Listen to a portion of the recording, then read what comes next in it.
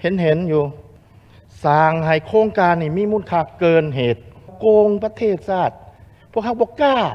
ที่จะเฮ็ดหยังกับเขาเฮาหน้าอายประชาชนน่ะเรื่องแบบนี้เว้าแท้เว้าได้อยู่แต่บ่เฮ็ดแม่นสภาพพวกเฮาปัจจุบัน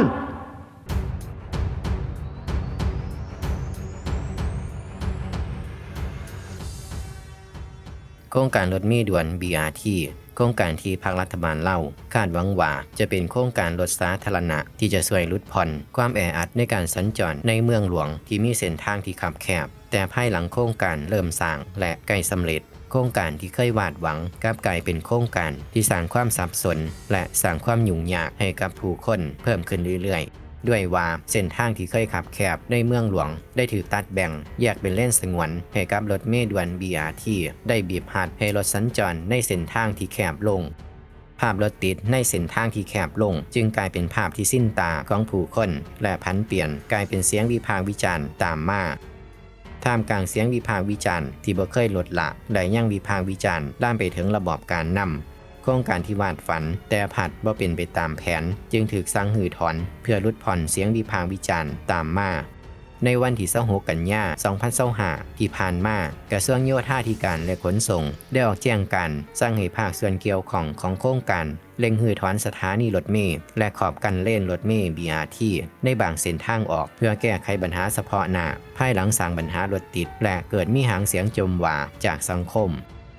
ต่อกับโครงการรถเมล์ด่วน BRT ที่วาดฝันแต่ผัดบ่เป็นไปตามแผนมีการเปิดเผยว่าโครงการดังกล่าวมีมูลค่าสูงถึง $99.7 ล้านสหรัฐหรือประมาณ 3,200 ล้านบาทในระยะทางเพียง 13 กิโลเมตร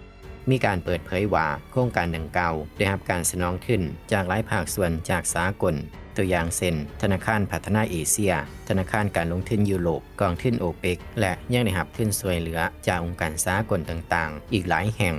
อย่างได้กระตามภายใต้โครงการที่วาดฝันกับมูลค่าการก่อสร้างที่สูงแต่โครงการผัดบ่เป็นไปตามแผนก็ถูกเปิดเผยข้อมูลที่น่าตกใจเกี่ยวกับการทุจริตในโครงการ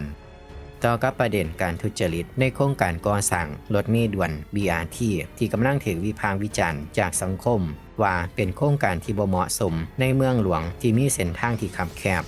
ในวันที่ 14 พฤศจิกายน ปี 2025 ที่ผ่านมาอยู่กองประชุมสภาแห่งชาติท่านคำพันธ์ พรหมทัศน์ประธานองค์การกวดกาแห่งรัฐได้รายงานผลการเคลื่อนไหวเวียกงานกวดกาในโครงการรถเมล์ด่วน BRT ต่อกองประชุมมีใจความสำคัญตอนหนึ่งว่า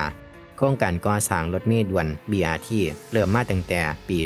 2014 มาฮอดปัจจุบันโครงการได้สำเร็จเพียง 79.25% ช้ากว่าแผน24 เดือนผ่านการกวดกาพบว่าแบบของโครงการก่อสร้างบ่ได้รับการอนุมัติจากทีมที่ปรึกษาโครงการหรือภาคส่วนเกี่ยวข้องส่วนอุปกรณ์ต่างๆที่ใส่ติดตั้งอยู่ภายในรถเมล์สถานีรถเมล์และอู่ซ่อมแปลงรถเมล์พบว่ายังบ่ผ่านการรับรองมาตรฐานและการจ้างที่ปรึกษาโครงการแม้นมีมูลค่าสูงเกินกว่ากำหนดคือบ่เกิน 2% ของมูลค่าโครงการ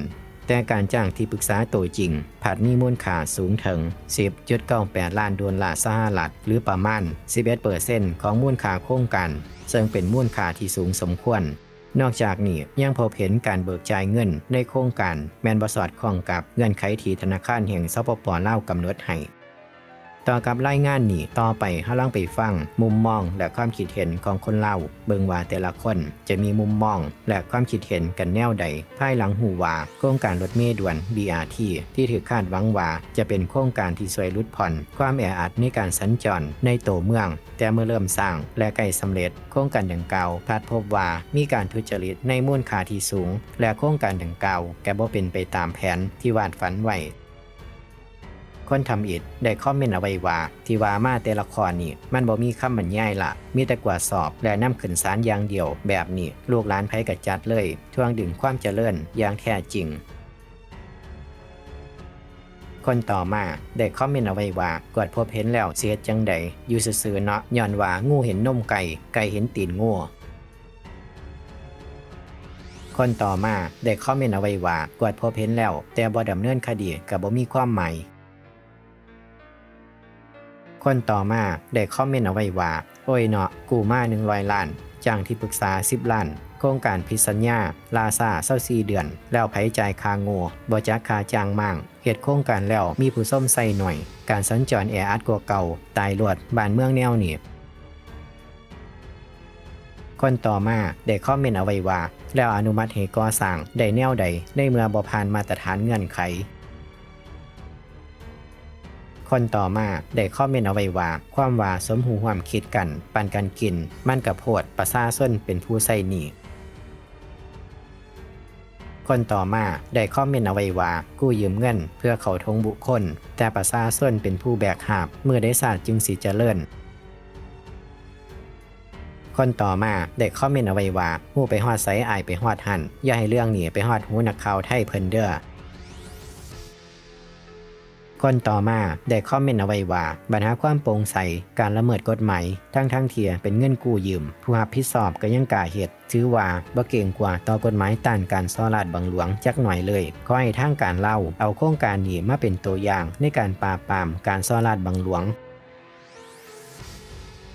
คนต่อมาได้คอมเมนต์เอาไว้ว่าเอาผู้อนุมัติโครงการนี้ติดคุกก่อนแบบนี้นะคนต่อมาได้คอมเมนต์เอาไว้ว่ากวดพบเห็นแล้วไผเส้นอนุมัติก็ลงวินัยเลยทันหนี้สาธารณะมันเป็นภาระของลูกหลานบ่จบบ่สิ้นคนต่อมาได้คอมเมนต์เอาไว้ว่าระบบซอโกงกินบ้านกินเมืองนับมือนับเพิ่มขึ้นและเกิดขึ้นทุกย่อมยาถ้าปะปล่อยไปแบบนี้บ่นานดอกอาจกลายเป็นรัฐล้มเหลวในบ่ซ่า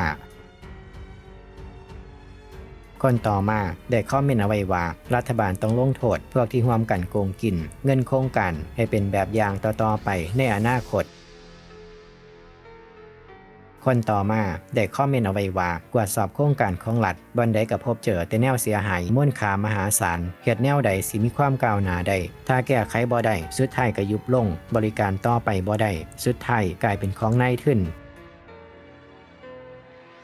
คนต่อมาได้คอมเมนต์เอาไว้ว่าไผเฮ็ดอันใดก็กินน้ำอันนั้นทานเอ้ยเฮ็ดน้ำสร้างก็กินสิ้นสร้างเฮ็ดน้ำมาก็กินสิ้นมามันเป็นประเพณีเป็นแฟชั่นไปแล้วกวดไปหลายแห่งเห็นหลายเนาะอีตนประเทศชาติเนาะทาน